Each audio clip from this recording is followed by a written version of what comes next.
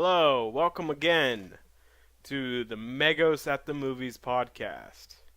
I am your host with the most, Brandon Ledesma, known as Megos. And I was at the movies this week and I saw a little film, I think you may have heard of it, called Self Harm Squad. Haha, jokes! No, I saw Suicide Squad this week and it was a pretty decent film. Well, no, decent is too strong of a word. It was okay. That's right. That's my hot take on this film. That it was an okay piece of cinema. I found it enjoyable.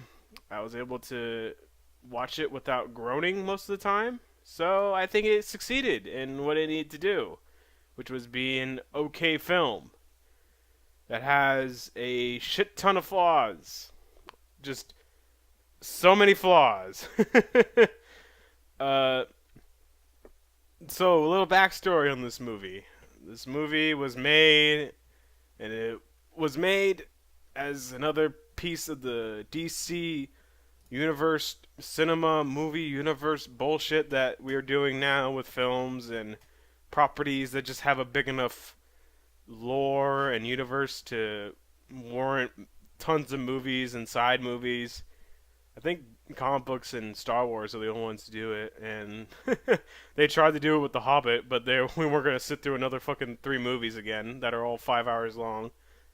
So, this movie was directed by David Ayer. David Ayer is known for directing movies such as Fury, End of Watch, Training Day, which is pretty good movies. I saw a little bit of End of Watch. Actually, no, I saw the entirety of End of Watch, and I liked it. I thought it was pretty good.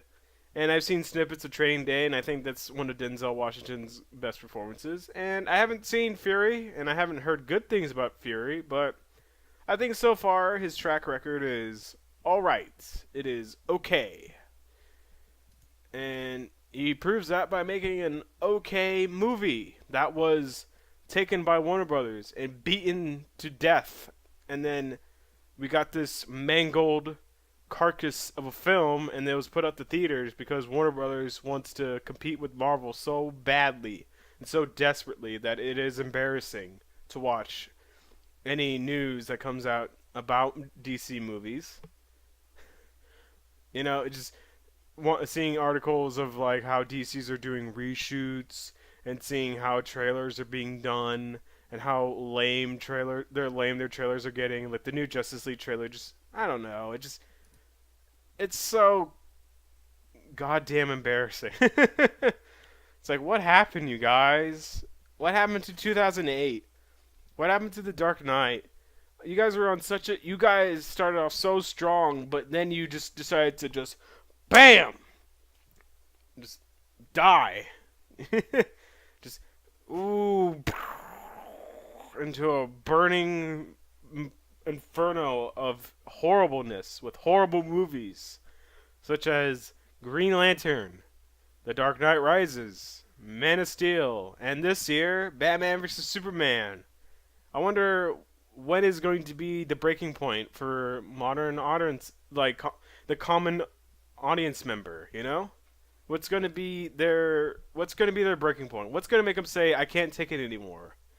Because there's still hype around these movies. People are still willing to see these movies for some odd reason, even though they're bad.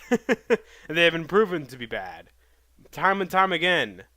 I don't think when I went to go see Batman vs. Superman, and before I went to go see, even regular ass non-internet people were telling me, I don't know, it wasn't that great. So, us cynical folk on the internet, we're the only ones who didn't think this movie was good.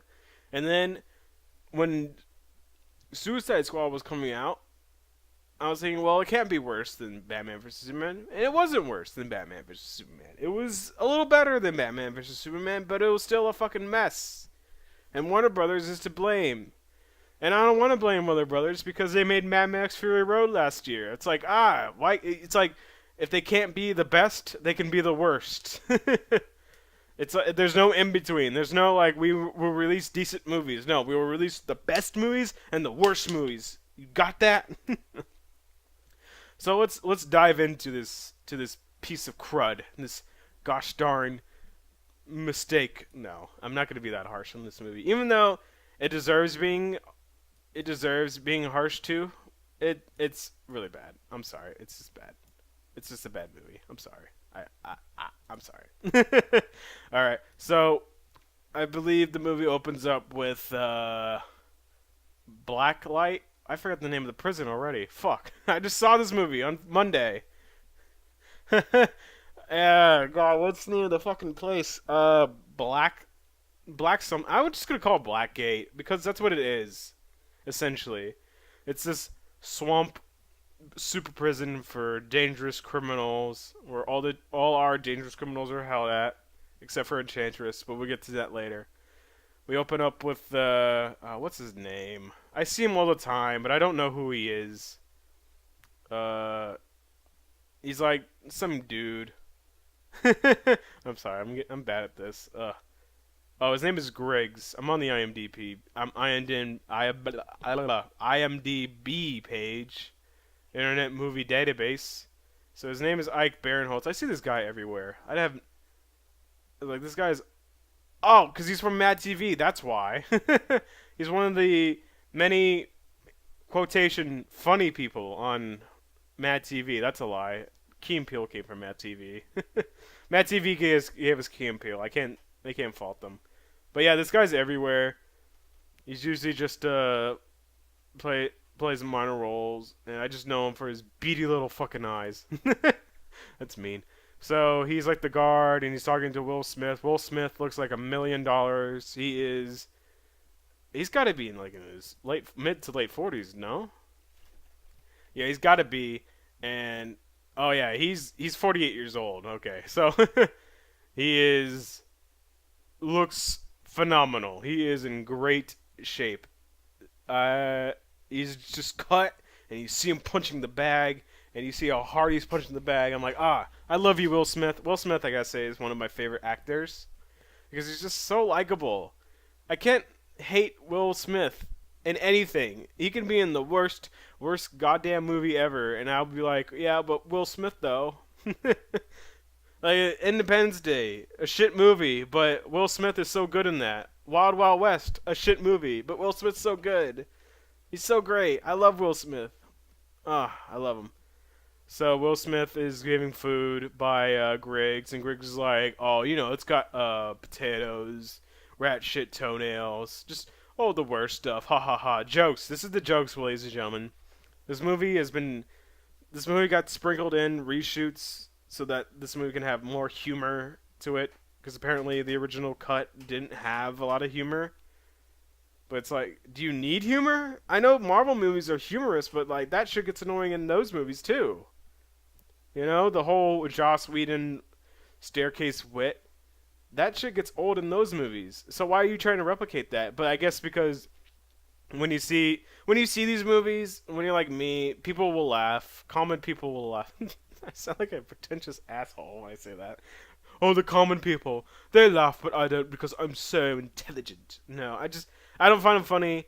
But then the things I find funny, no one else will be finding funny. I have internet humor versus people who have regular people humor. So this whole opening scene is basically to show all the dangerous criminals that live here, and it's feeding time at the prison. Margot Robbie shows up, and they're like, "Oh, Margot Robbie is Harley Quinn," which she's obnoxious. I say in the first half, and then the second half happens, and then her character gets a little bit more development, and you realize that she's actually pretty good towards the second half. I don't know why, but like the second half is a much better movie than the first half. 'Cause the first half is unbearable. Margot Robbie is Harley Quinn. I gotta say, I fucking despise the design because she has so many weird tattoos that look like they're just stickers.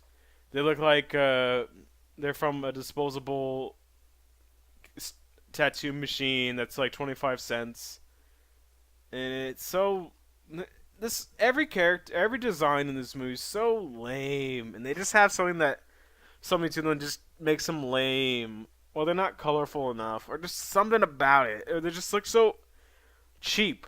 They look like cosplayers, but like not good cosplayers. Cosplayers that you'd see at a con that is at some fuck warehouse, you know,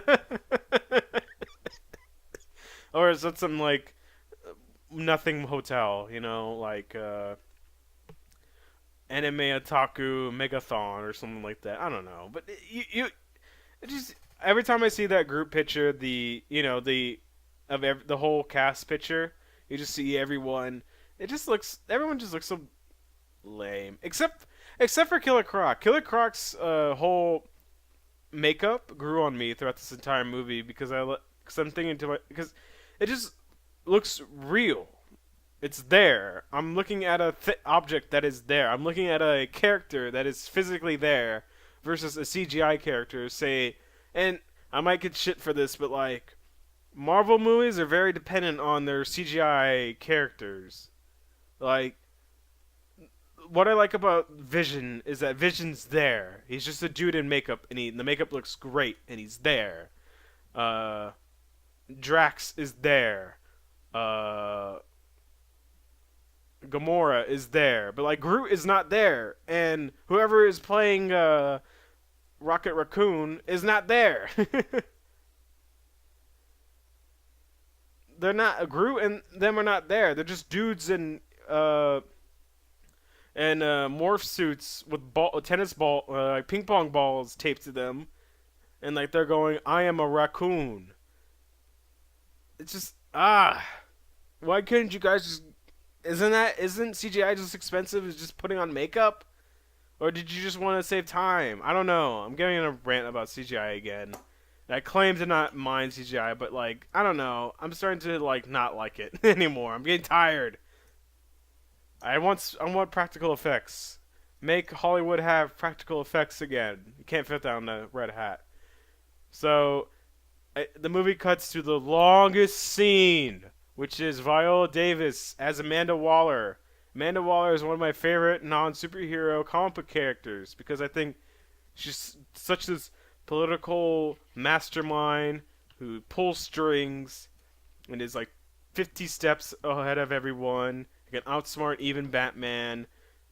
Has people in her pocket, and she's super cool, and I like her. She's such an interesting like. I would I wouldn't say she's a villain because what she does is in the benefit of the American people. She's kind of like a JoJo villain of Funny Valentine, which what he's doing is in the benefit of America. So I like her motivation. Her motivation's like super justifiable. She's not evil. She just does bad things for the benefit of millions of people, and that's what I love Amanda Waller.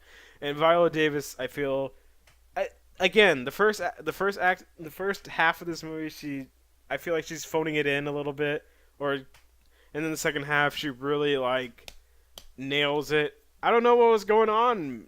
I don't know. Maybe they filmed the first half. Maybe the first half of the movie. Maybe they filmed it last, and maybe everyone was tired at that point. And then when they got to when they have the second half, they might have filmed that first. So that's why everyone's like nailing it. I don't know. I just had that general feeling that everyone's just obnoxious and unlikable, except for Deadshot. And okay, so during this scene, she's talking to Admiral Mackenzie, or should I say Admiral Olsen on IMDb, because the motherfucker is wearing a Mackenzie name tag.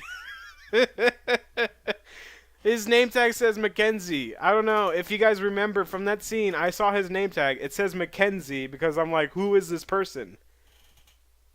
He's also with David Harbour, who David Harbour is an actor from the show Stranger Things, and Stranger Things is mwah. It's a good ass movie. I love that movie. No, it's not a good movie. It's not a movie. I'm sorry. It's a good TV show, and I love that TV show. Check out Stranger Things if you have if you have Netflix or a friend who has Netflix. Go see it. It's 8 episodes long. They're both an hour long. In a day, you can knock it out. It just dedicate a whole day to watching it. It is really good. It's a really good show. All right, so back to the review. He's in this movie. I don't know what he does. I don't know what his character is. I honestly do not know why he's there. Is he her? Is he Waller's assistant? Is he just a guy?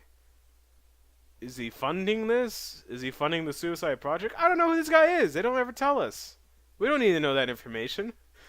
He's just some random fucking guy.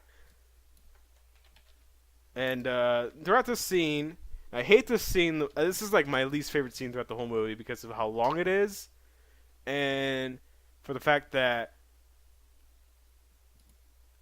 it feels like this scene is just flashbacks because Amanda Waller spells it out to the audience of each character that's in the in Blackgate. She says, and she gets Deadshot's background, which I feel like those are just scenes that were supposed to happen. Like I could see a movie where it's the opening scene and Deadshot is setting up for his job, like in the flashback, like in Amanda Waller's flashback, and he's calling the guy Angelo. Which, fun facts, I knew who that was. I know who voiced Angelo because I recognize his voice anywhere. It is Robin Atkins Downs or Dones Downs. I don't know. The medic, Master Miller from MGS, and tons of voices. And I recognized that voice, and I was like, I got really excited. I like, it's Miller. And so Deadshot's talking to Angelo. He's like, "Hey man, I'm about to do my job, but I don't see $1 million in my bank account. No money, no dead body." And then like Angelo's like, "Ah, damn it, fine, you get your money." And like, I need you to double it because you're being rude. And Will Smith just oozing personality. And I'm like, yes, ooze it all over me, Will. Cover me in this stuff.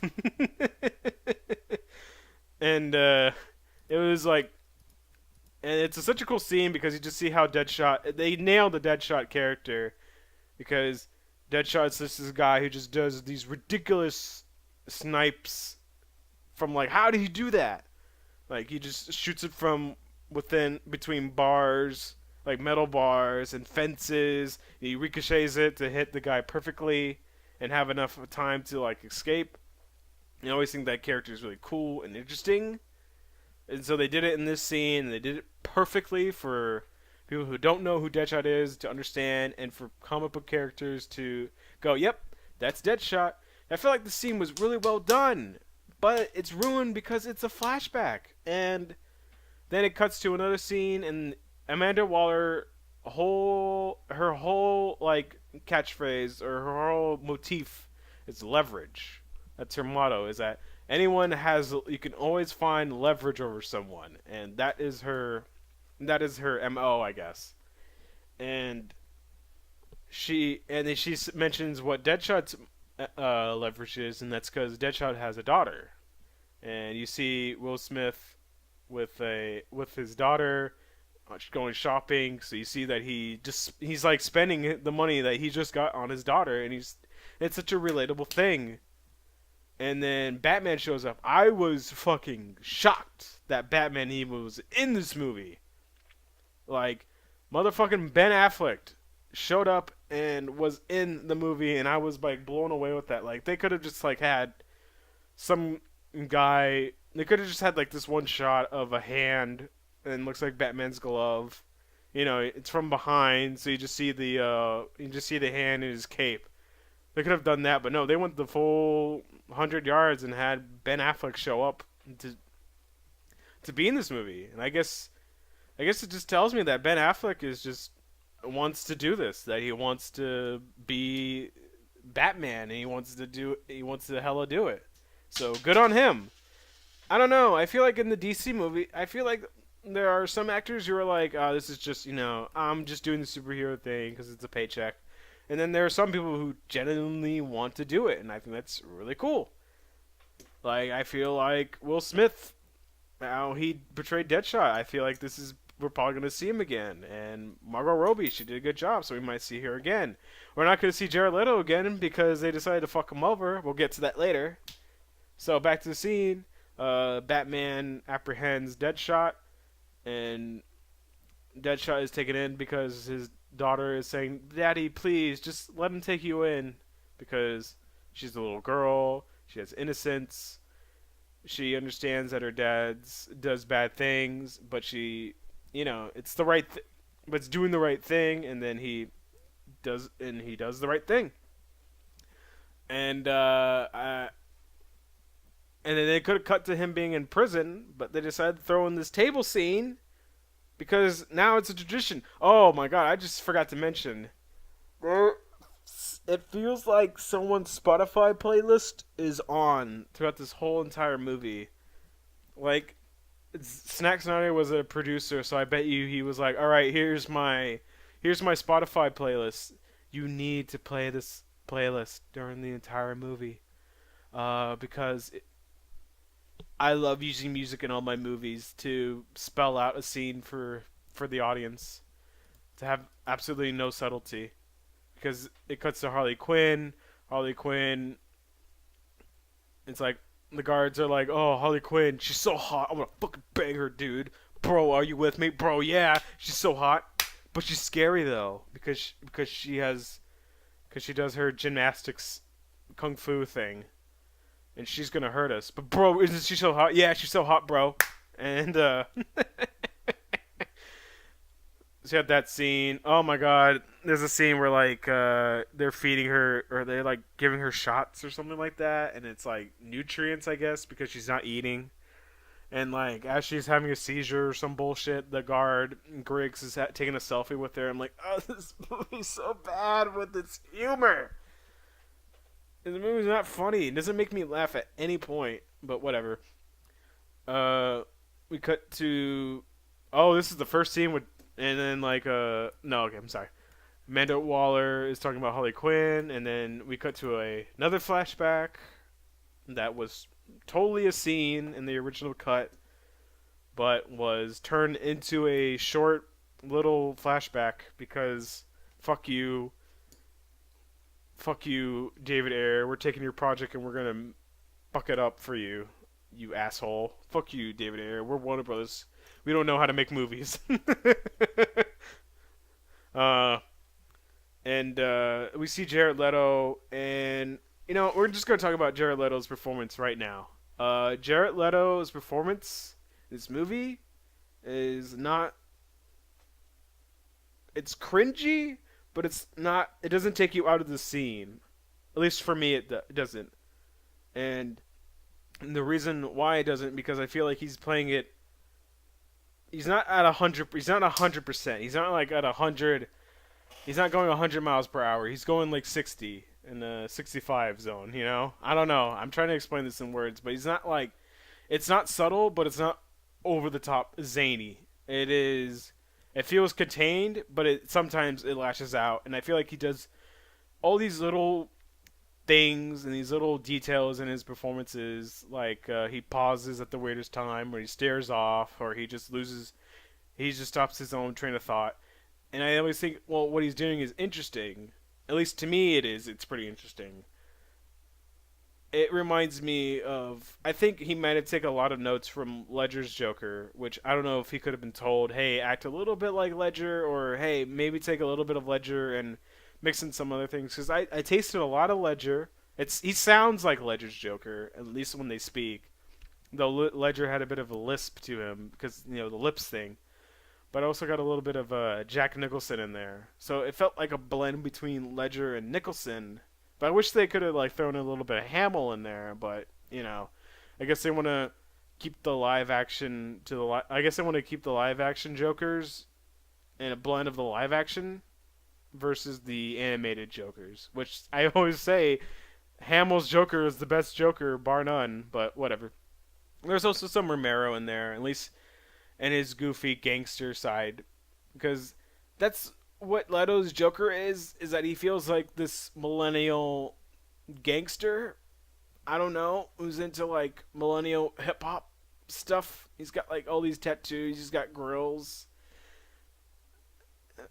It's not like he's a Hot Topic manager or anything like that. He's not like saying Mitch Lurker. is my hero. He doesn't have an attack shirt on, you know. He's just like a guy. He just feels like this like a scene kid who is also into hip hop. He reminds me of this one music video of like these two screamo guys, and they're like have hip hop style lyrics, and like one guy is doing the death growl while the other guy is giving like shitty, maybe a little bit of blood on the dance floor. I don't know, but he's like, it's not embarrassing, or at least it's not always embarrassing. It's just kind of awkward, but I get it. I get what he's going for, and I see it. But the problem is we only see like 10 8 minutes of this Joker, so we don't. He doesn't get enough room to like actually like we don't get to know what this Joker is. In The Dark Knight, I think he has like quadruple that the amount of time on screen, maybe even more, as the Joker, and you see Ledger's take, but of this quiet, not loud or boisterous kind of thing. I don't know. I feel like I'm rambling a little bit, but Jared Leto's Joker is not as bad as people make it out to be, and I think those clickbait articles weren't all that true. Like, this is what Jared Leto did on the set today. I don't think those were true. I think most of the time they were maybe a little bullshit. I don't know.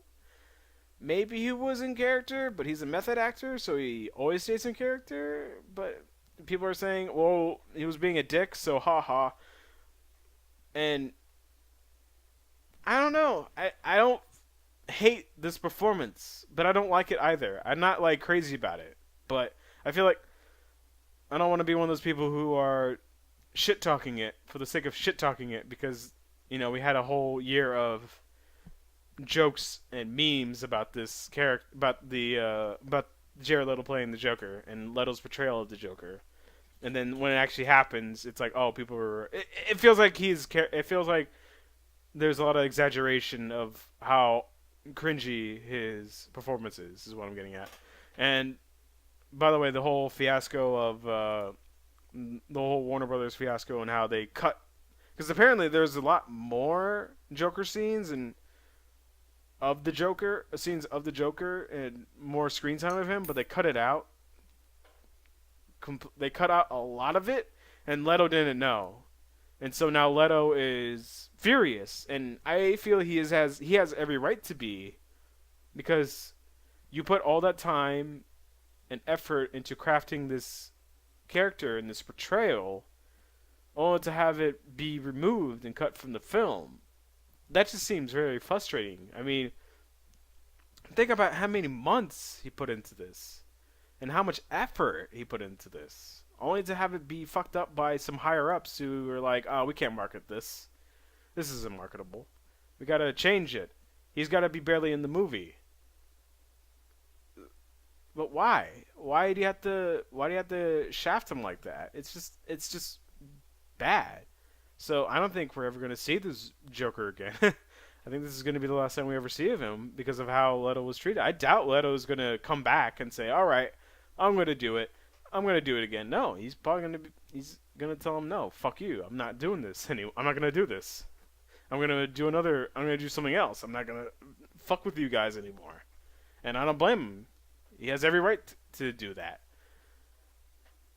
So, yeah, method acting. Maybe he took it a little bit too far. Maybe, but I wasn't there. We might get maybe when the DVD. Fuck. I fell into the trap of maybe the DVD might be different, which seems to be the common defense of DC movies, which is, well, the DVD is gonna have a director's cut, so it's gonna be better. No, it shouldn't be. There should be a good cut of the movie that comes out to theaters. We shouldn't have to see it once, say, oh, that sucks, and have to see it again on DVD and see a completely different version. There should be a good version, and then a good version again comes out on DVD. God, it's frustrating, really. This movie is just frustrating. So, back to the scene with Harley Quinn. The scene plays out. There's this gangster guy. He's like, oh, and Jared Leto's Joker is like, oh, you wanna You wanna fuck my girlfriend? I guess because he's a cuckold. No, I can't believe that's it. Episode 2 of the podcast. Megos has said the word cuck. This podcast is going down the drain, folks. So Jared Leto's Joker, the cucker, is like, you wanna get with my girlfriend, and then Harley Quinn comes over and starts like getting all up on this guy. He's like, hey, wait a minute, this is your girl. I don't want to overstep my boundaries, man. He's like, what? And he kills him, and it's like really confusing. You don't know what's going on because this movie's an editing nightmare made by edited by some dummy who like I said, this movie's frustrating. This movie's it feels like it's edited by an intern.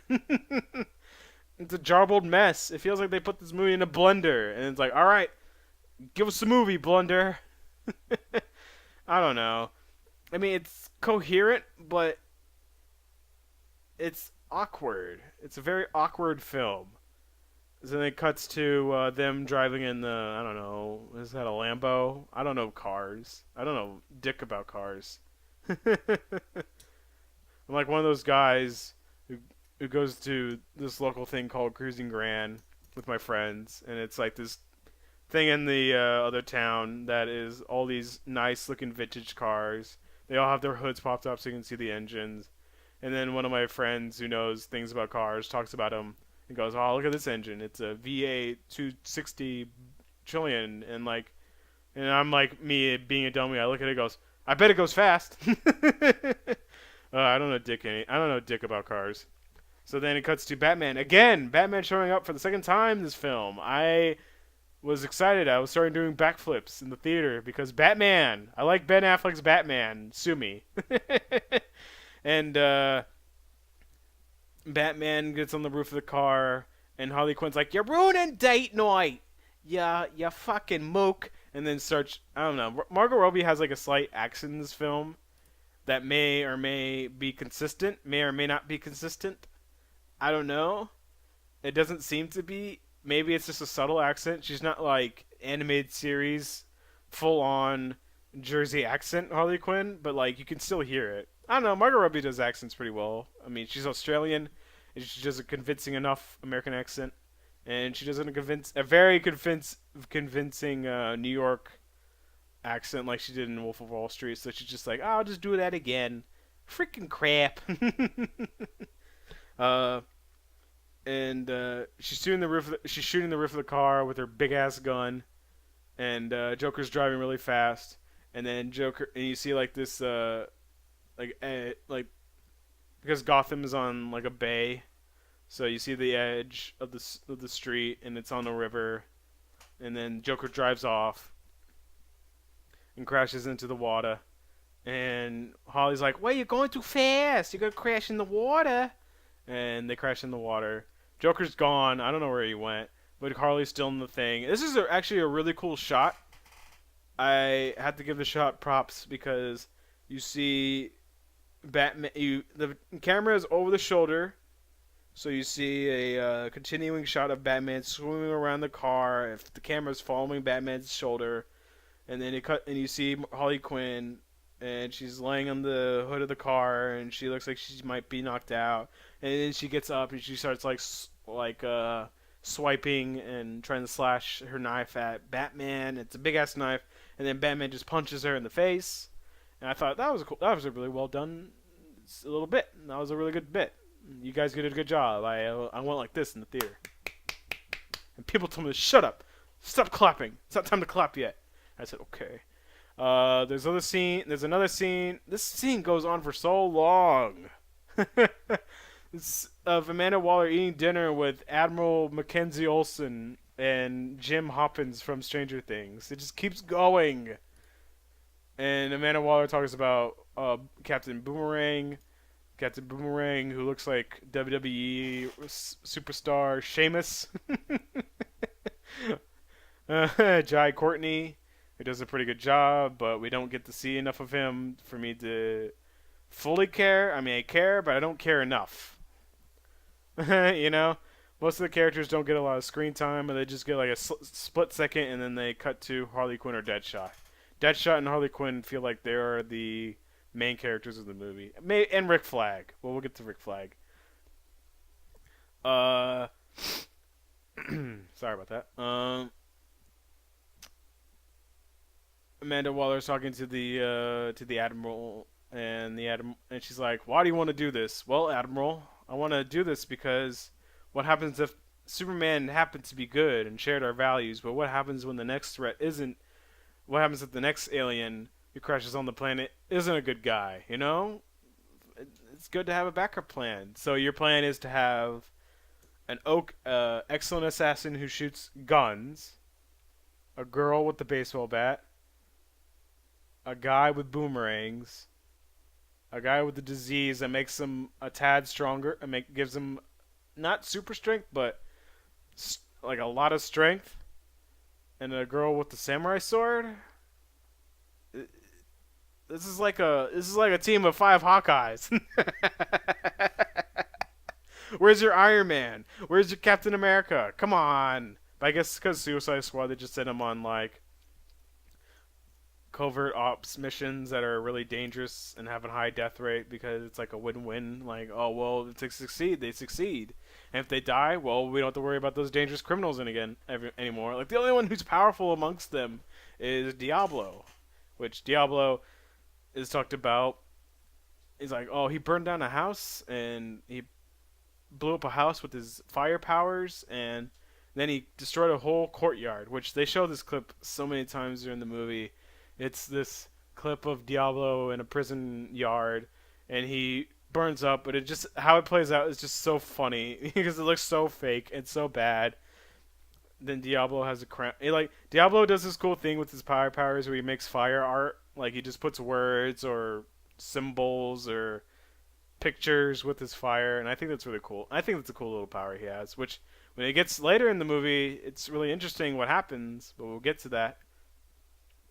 So Manowar is like, blah blah blah. I want to get the Suicide Squad together. Blah blah blah.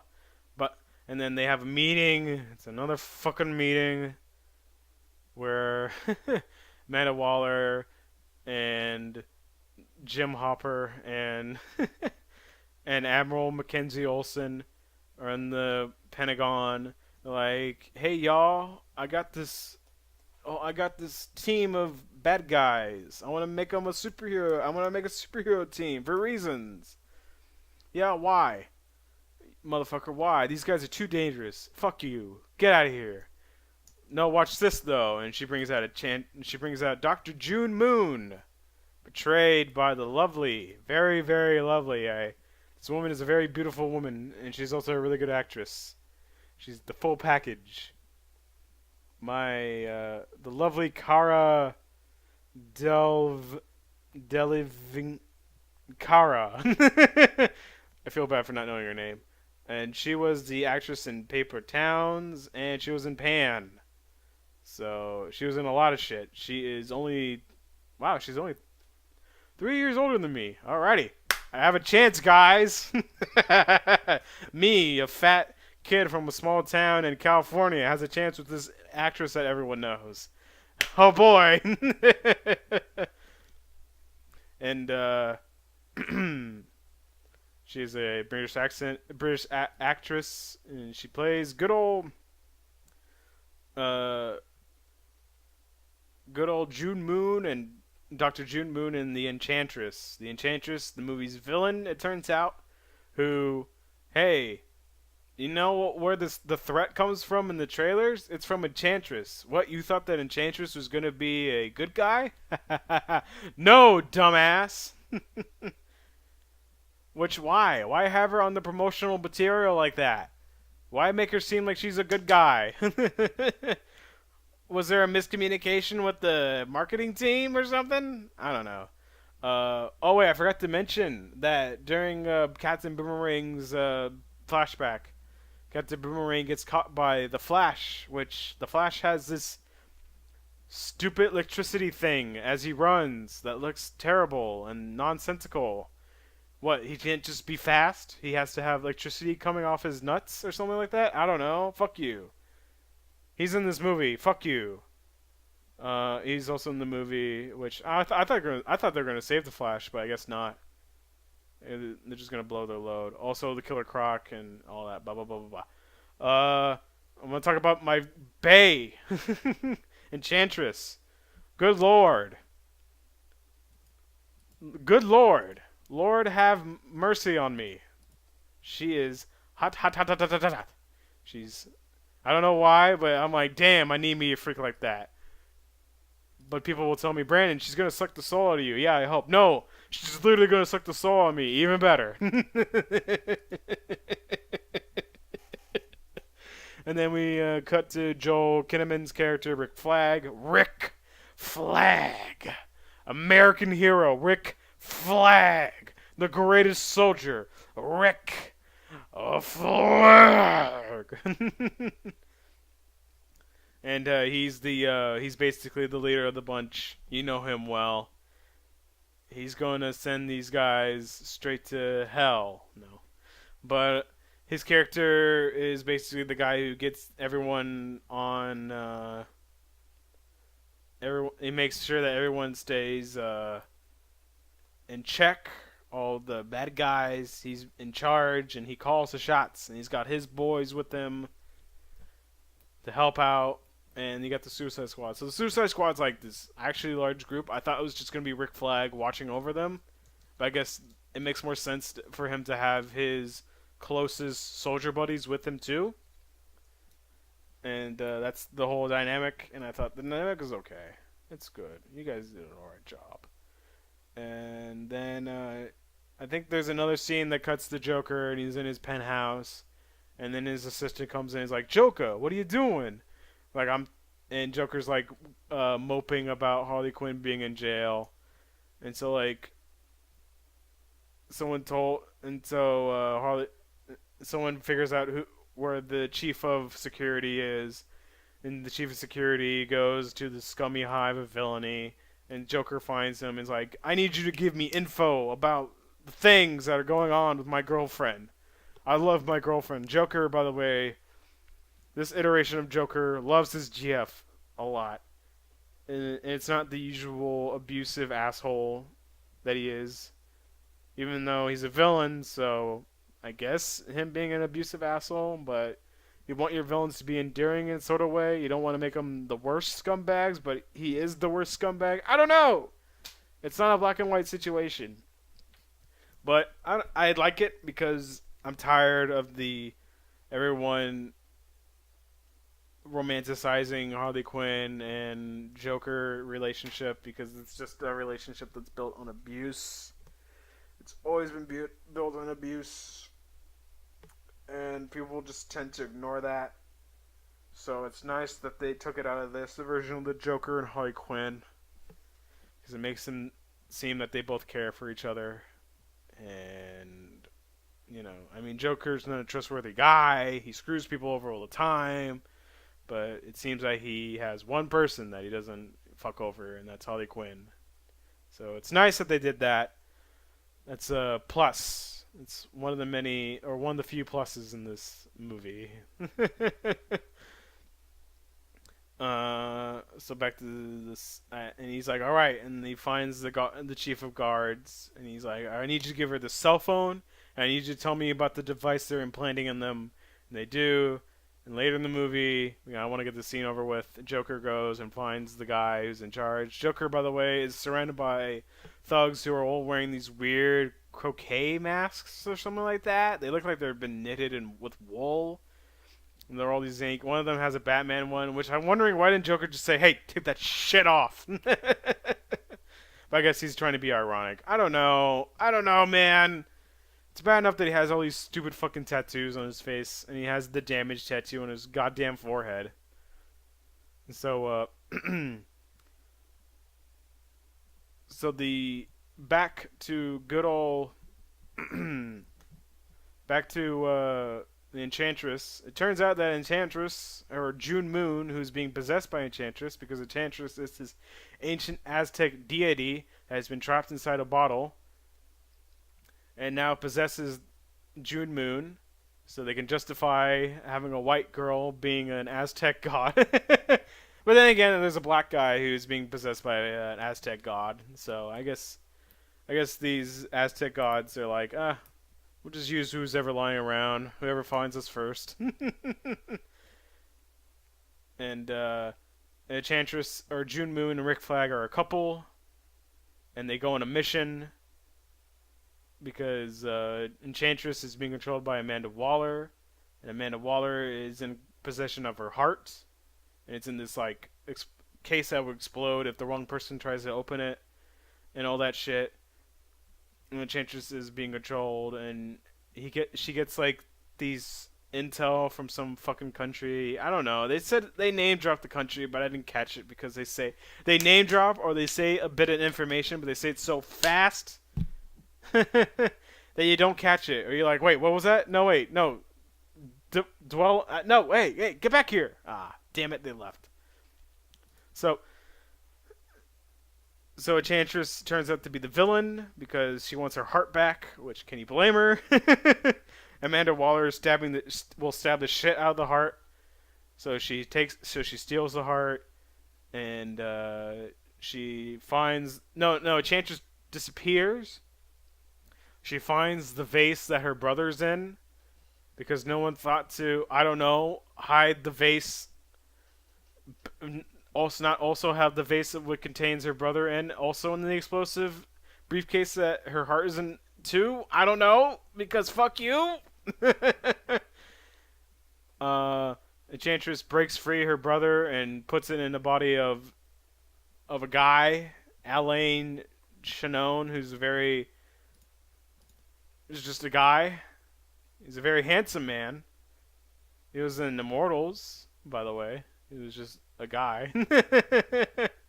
He plays the character Incubus, who we're never told who Incubus is, by the way. I think they say his name, but they say it in the weird ancient Aztec tongue. So maybe they did say it, but it just fit in so well with their fake Aztec language. I don't know. Fuck you. And so Incubus becomes a character, and then the guy who's being possessed, falls over, starts having a seizure, and he starts absorbing people and shit. It's like, whoa, shit, dude. Some body horror, like they're being mangled into this thing, and it looks kind of cool. And then he becomes this CGI monster who has like these long tentacles that absorb people or some shit. I don't know. They don't explain it. They don't explain what the fuck he's doing.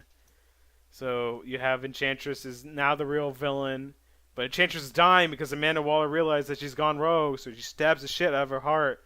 So she somehow gets in possession of her heart via Incubus, who steals the heart. I think. I don't know. Fuck you. And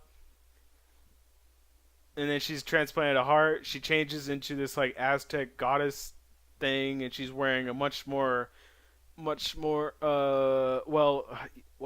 see it's a much more interesting costume because it's she's wearing an Aztec headpiece that has eyeballs in it, and she's also wearing she's wearing this nice whew, did it get hot in here? So Enchantress has a new costume change to show that she's evil. She's not covered in those weird tattoos. She doesn't look like a goth. This goth girl. This goth witch.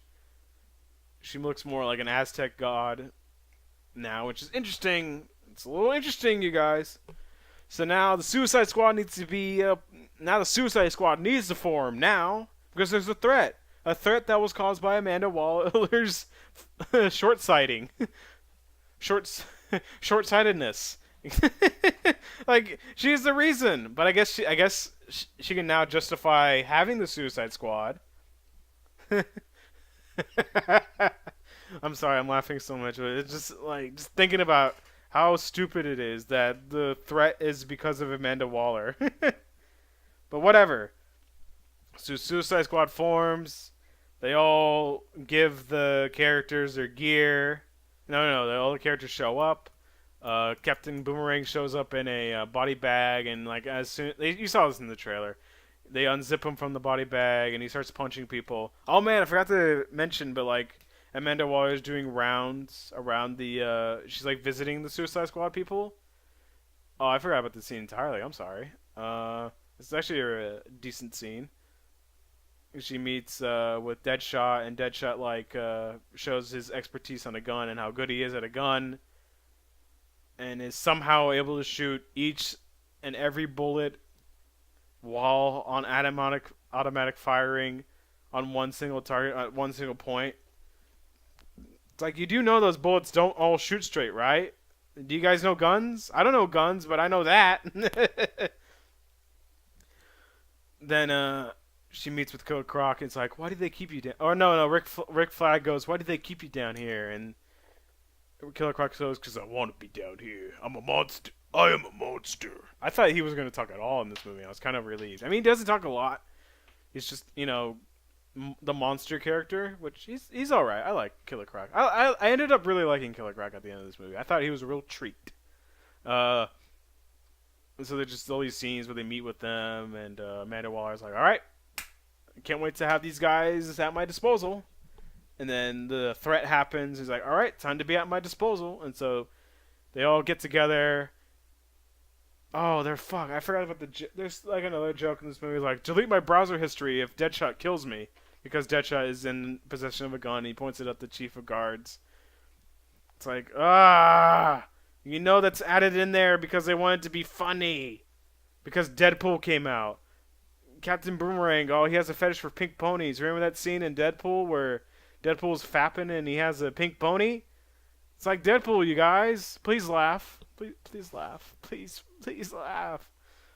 Just such a mess. This movie is such a fucking mess. Alright. Until they get all their gear.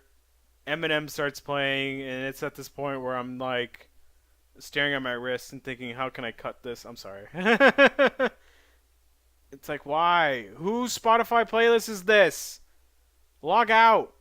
Pause the music, please. I don't want to listen to your fucking boring licensed music choices that I've heard in every other fucking movie. Ugh. And then you see Harley Quinn suit up, and Harley Quinn is wearing like booty shorts, or she's wearing biker shorts that are all up in her ass, and I think she's wearing leggings too, and she's also got like this baseball tee. She just looks like a cosplayer.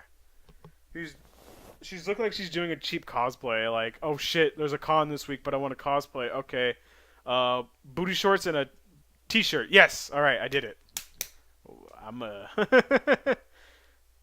And there's so many shots of her, and like, oh, look how hot she is. Look how hot Harley Quinn is. Like, okay, is there a character? Is there a character here?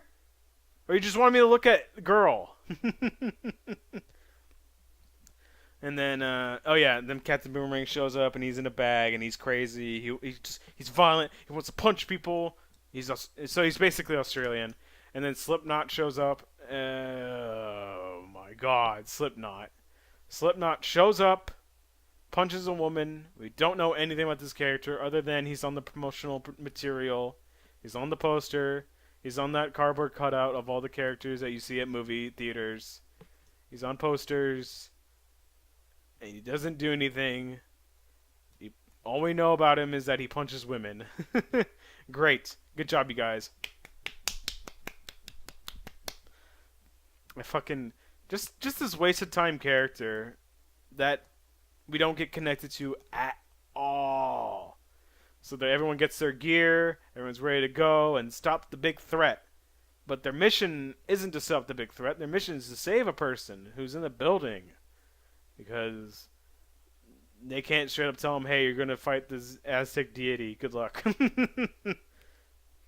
Basically, this whole mission is them being kept in the dark because they're trying to save this person. We don't know who this person is either.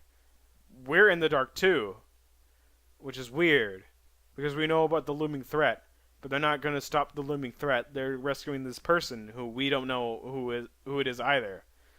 So it's just stupid. So they're flying. I think Spirit in the Sky plays while they're in the helicopter, and then they get shot down. They crash, but no one gets hurt. Everyone's okay. So that whole helicopter scene was pointless. They're walking around. I believe this is the point where Captain Boomerang says to Slipknot, "Hey, this whole thing's a bullshit con. Let's just leave." And then Captain Boomerang starts punching people and like, "I'm gonna escape." And then Slipknot's deal is that he can climb. He's like this climber guy, can climb anything. So he has all these like, he's got 3D maneuver gear basically from Attack on Titan. He just like zips out of the way and then he starts leaving and then like Frick Flag's like, shit, god damn it, and then he presses the button that has Slipknot's portrait on it and Slipknot dies. That's it. Bye, Slipknot. Thanks for stopping by. This character no one knew anything about is just gone. Thanks. I was really connected. I was really taken aback when he died, you guys. I was so emotionally invested in this character. No, I wasn't. I'm bullshitting you. This character was just a waste of time. uh, so the next. I'm sorry. Uh, so the next bit is them. They find these weird black figures. They're covered in something. They look like they're made of like obsidian, and they start having a fight. Oh, there's a fight. There's a fight. There's a fight. Fight. Fight. Fight. Fight. Fight. Fight. Fight. Fight. There's fight. Fight. Fight. The fight scene gets so boring. It's like after a while you just think, ah, there's something interesting going on. You know that they're all gonna make. You know that no one's gonna die during this scene because these things don't pose a threat. They're fragile. They're durable, but not too durable to pose a threat. So there's no stakes. So it's just boring. There's no actual conflict or consequences in the scene. Other than Rick Flag almost gets kidnapped, but then if you have a brain, you realize he's getting kidnapped because Enchantress wants him. Because Enchantress has a thing for Rick Flag because Enchantress possesses June Moon, and June Moon is in a couple with Rick Flag, so duh. Of course, it makes sense that Enchantress wants to kidnap him. Duh. Oh yeah, I forgot to mention Enchantress's whole like motive is to rule the world because she's a god. She's basically apocalypse. It's basically apocalypse if you think about it. But I just think that's a coincidence because you have a god character who's been in slumber for so long, and then he realizes they're in the modern world. It's like, all right, gotta start over. Gotta take over the world again. um. Oh yeah, they both involve pyramids too. Whoops. So we continue. So they fight. They fight. Diablo, by the way, is not taking part of any of this because Diablo is non-violent. He is afraid of his own strength and his own powers, which he has every reason to. But the movie will get into that later. Not now, though. So you'll have two fight scenes where Diablo doesn't do anything until you have the big motivational, hey, come on, do something. And this whole movie feels so focused on Deadshot and Harley Quinn's characters. I mean, they just get so many lines, so many cheesy one-liners, and dialogue. It's like, why? Focus on the other characters, you guys. Come on, make me care. I already care about these two. You don't have to. I could take a break from them, please, but you don't. Because Captain Boomerang doesn't really get that much development. Actually, not at all. Killer Croc is just more like a, oh, look, here's the monster character, you guys. And, oh yeah, I forgot to mention Katana's also there. Because, why, because, you know why she's called Katana? Because she has a katana, so she wields a katana, you know? You know, if this was a Japanese movie, I bet you Deadshot would be called Gun, and Harley Quinn would be called Bat, and Killer Croc would be Crocodile Man. It's like, really? You could have changed your names, you guys. You could have gave her a much more interesting, cooler sounding name, but whatever. Katana it is. Because she has this mystical katana that traps the souls of people in it. And by the way, her introduction's so sloppy. It's just this movie's sloppy. This movie is so sloppy. Ah. All right. I gotta hurry up. I'm already an hour. I believe they go to the building, and there's oh yeah, Harley Quinn breaks the window, and she's like, she sees a purse that she wants, and she takes it, and Rick Flag goes, "What is wrong with you people?" Like, what do you mean, you people? It's just her that did it. it was no one else did anything. No one else was robbing stores while they're out, and she takes a purse. I think you don't see that purse for the rest of the movie. She just does it. She just takes it. So that little bit was a waste of time. Uh, they go to the building where Amanda Waller is in. That's where it's revealed. But they have to fight their way up there, and it's fight. I believe this is the point where Diablo is like, "All right, fine, I'll start fighting too," and then he uses his powers, his fire powers, to defeat a bunch of guys. Hooray! And they show us where the black creatures come from, and it's because of the Enchantress turns victims into them. So, but how she turns it in just seems so like tedious because she has to give them a smooch to turn them into them. So she's probably like, "Mwah, next, mwah, next, mwah, next, mwah." All right, how many more? About 500 more. Fine, bring in the next one. Mwah, next. You know, it seems like such a waste of time. But whatever. And then they turn. So yeah, it turns out that Amanda Waller is actually in the office building. Surprise! I'm not surprised. Are you? No. I really thought it was just. I thought it was going to be a cool character, or maybe they say Bruce Wayne. But what would he be doing in Midway City, which is where it takes place? Midway City. It doesn't even take place in a city that is. It doesn't even take place in a city that we all know and love, like Bloodhaven. It could have easily taken place in Bloodhaven, but they chose not to. They just chose this generic. It's like Capital City. It might as well have been named Capital City, but whatever. I'm trying to remember. Oh yeah, so like Amanda Waller's like, "All right, we gotta leave, you guys," because she's been observing the whole operation, and then she's like, wipe the drives, make sure we leave no trace. Then Amanda Waller just starts lighting up all the people that is also in there that's helping her, all the assistants, all the college interns who got killed in that very second. I'm like, Jesus Christ, that's Amanda Waller. So I like that little bit that Amanda Waller plays really fucking dirty in order to achieve her goal. And I like that. That's Amanda Waller, folks. And then Will Smith looks to the camera and says, "That's a really bad lady." Oh man, there's so many forced lines in this movie. It's just everything's so ham-fisted. Just take the line, laugh at the funny one-liners, you fucker. And then Joker arrives. Joker has hijacked their helicopter. Is now making off with Harley Quinn. And Amanda Waller's like, shoot the bitch. Shoot the bitch. Do it. Shoot her. Take the shot. You'll get to see your daughter. Full custody if you do so. And like Deadshot's like, alright. But for some reason, he doesn't. But like, why? Why though? Because we're not given any reason why he should care about Harley Quinn at all. They've only known each other for like maybe 20 minutes.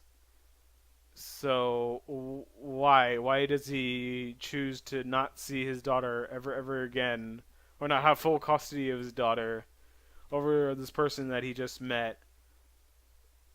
But I bet you there's a lot more scenes of them interacting and bonding. But we're not allowed to see that, you guys, because Warner Brothers doesn't want you to. So it just feels really out of place. They think that she's dead at first, and then Katana bows her head, and that's even more confusing because Katana barely talks to these people. She speaks mostly in Japanese, and she's working with Rick Flag. She's essentially a good guy. She's a vigilante who murders people, but she's still a vigilante of justice. So why should she even care that this criminal dies? Again, there's probably scenes where characters bond, but we don't get to see them unless it's the bar scene that comes up next. because there's the bar scene that happens because Will Smith finds out about uh she finds out, or no, he finds out about like what's going on through Amanda Waller helicopter because Amanda Waller leaves and her helicopter gets shot down and she gets taken by Enchantress. Meanwhile, there's another helicopter crashing scene where Harley Quinn jumps out of a crashing helicopter because someone shot down because Amanda Waller had Joker's helicopter get shot down. So you think the Joker's dead? Holy shit!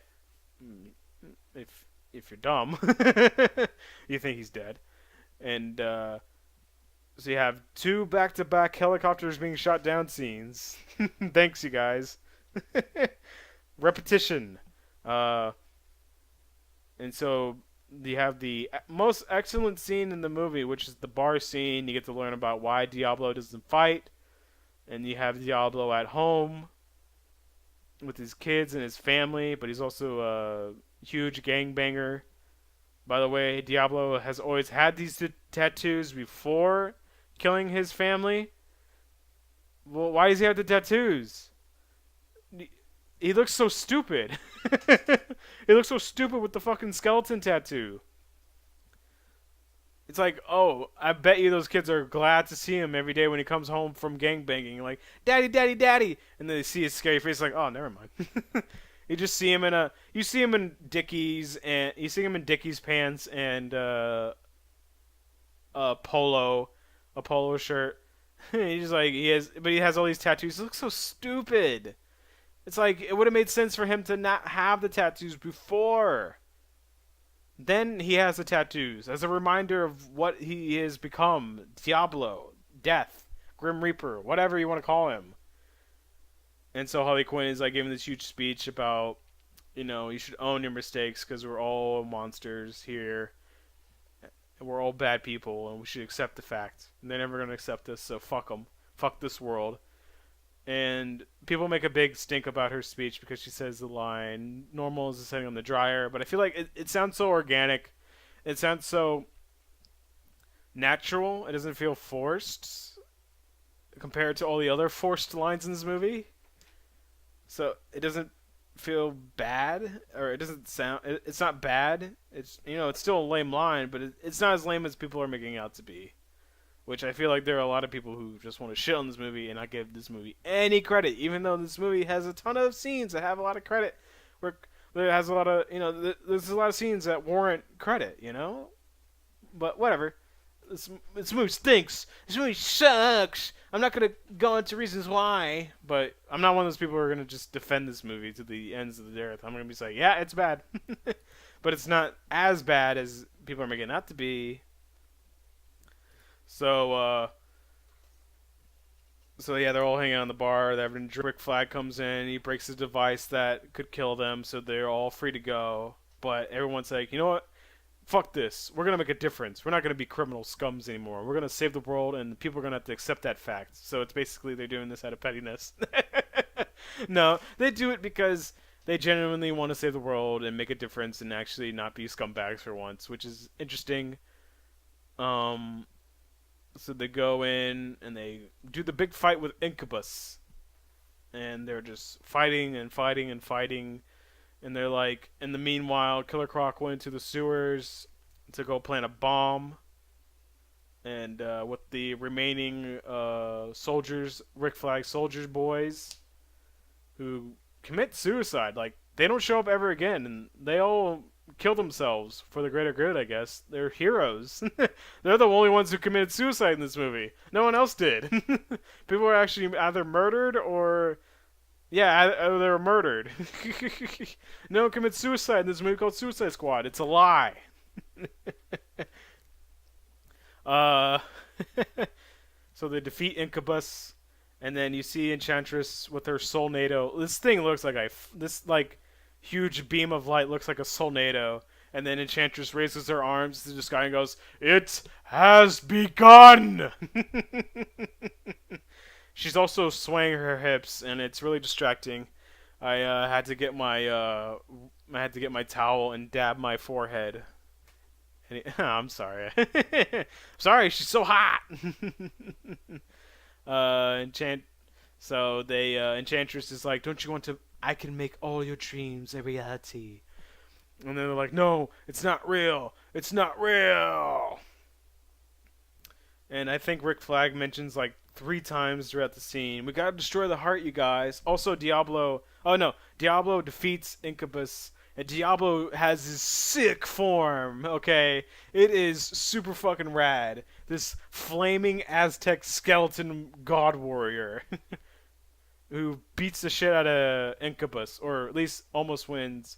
But I guess, no, Diablo's not dead. The guy is made of fire. You think explosion's gonna hurt him? No. Don't be silly. Like, you can't hurt Diablo. He's fire. Explosion can't hurt him unless it does. But oh well. He dies. He says, "I'm gonna sacrifice my family. I mean, I'm gonna make a sacrifice for my family." I mean, these people you just met, that you just bonded over a little bit. Why? What warrants? What have they done that warrants being called family? I don't understand. Someone please explain it to me. But I'm never going to be explained to me. No one's ever going to tell me why. So, Harley Quinn's like, "Alright, Enchantress, I'm going to join you so you can bring back Mr. J." And then, it turns out that she has... Katana's sword, and she slices her heart out and rips it out or something like that. But Enchantress is still alive because she can still live with her heart or some bullshit. And then a device is being, and then Killer Croc throws the MacGuffin into the MacGuffin device into the Solnado, and Deadshot shoots said Solnado and blows up, and they defeat Enchantress. And then Enchantress is like, "Oh fuck, my spell has been ruined. Curse you!" It's like, "We all did it, you guys. All right, let's put this bitch to rest. But if you kill me, you kill June Moon too, asshole." And Rick Flag is like, this is what she wanted, because previously in the movie, June Moon tells him, "Hey, stop her at any means. Don't let my death weigh on you," which is very honorable. And so he stabs the heart, and then Enchantress dies. But then all of a sudden, her skin turns into this like plastic. So she rips off the plastic. And it turns out that June Moon is okay, everyone. She's out of her. Yay! So the day is saved, and then Amanda Waller, who's been taken hostage by them, is like, "All right, I'm back, you guys. Well, you guys get 10 years off your sentence. Any other requests? Can we be let go?" "No." "Well, can I?" And Harley Quinn says, "Can I have an espresso machine?" "Yeah, sure." What about you, Deadshot?" "Oh, I want to see my daughter for like 30 minutes or so." I'm like, "All right, I can make that happen. All right, let's go. All right, back to prison, everyone." It's like, damn it. Can't these people have like a secret headquarters? But I guess because they're still criminals. So you cut to this nice sentimental scene with Deadshot and his daughter, and he's trying to squeeze in as much time as he can, and Rick Flag's there watching him. And it's a very nice scene. He teaches her about what's it called? Not trigonometry and all that. It's a nice heartwarming scene, okay? Kent and then it cuts back to prison. Everyone's back at the prison place. Harley Quinn has her espresso machine. Killer Croc, who requested a HD TV, is watching twerk videos, and he's having a good time. I think that's like the only joke I laughed at in that whole movie, that he gets his HD TV and he's watching twerking hip hop videos. And oh no, they're being breached by dudes, like SWAT dudes. They look like SWAT ops or some shit. And it turns out that it's Joker, and Joker frees Harley Quinn, and I think the movie ends, and it cuts the credits, and I don't think anyone applauded in the theater. Then wait a minute! There is a post-credit scene, and it's Batman talking to Amanda Waller, and Amanda Waller gives Batman all the deets about the superheroes.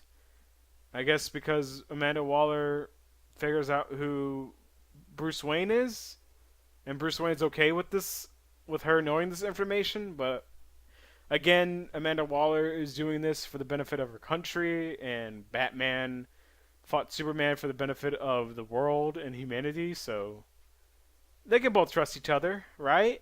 Who knows? We'll see. And so we get set up for fucking Justice League, which looks like dog turds because Zack Snyder is directing it. And that's Suicide Squad. Suicide Squad. There's a decent movie in there. But Warner Brothers doesn't want you to see it. Anytime you want to see this decent movie, Warner Brothers smacks you in the back of the head and says, no, you're going to like this piece of shit that we put out because the charts and the marketing team said that you'll like it, okay? The test audience said that you'll like this movie. And an okay movie was turned, or a decent movie was turned into a okay to kind of movie because of the incompetence and idiocy of the higher ups at Warner Brothers. So the moral of this story is, please let your directors and let your cast have full creative control of their movie, because what they're going to make is probably going to be way better than whatever botch job you try to do. And this movie is going to be an example for years to come as to why you should let your directors do their job. Alrighty, so that is the Megos at the Movies podcast. Thank you for tuning in and listening. I'm going to try to do this as weekly as I can. There's going to definitely be an episode next week. I am planning on seeing Sausage Party because it is currently sitting at 100% on Rotten Tomatoes, which I think that's nuts. What? 100%? I'm gonna make sure that's still true. Sausage Party on the Google. And yep, what do you know? It's still sitting at 100%, but the movie hasn't come out yet. It comes out Friday. But the fact that it's still at 100% is mind-blowing, because holy fuck. Holy fucking shit. What? Alrighty. So thank you. Follow me on the Twitter and on the Tumblr and my description. And I'll see you guys at the movies, or some cliche bullshit. Bye-bye.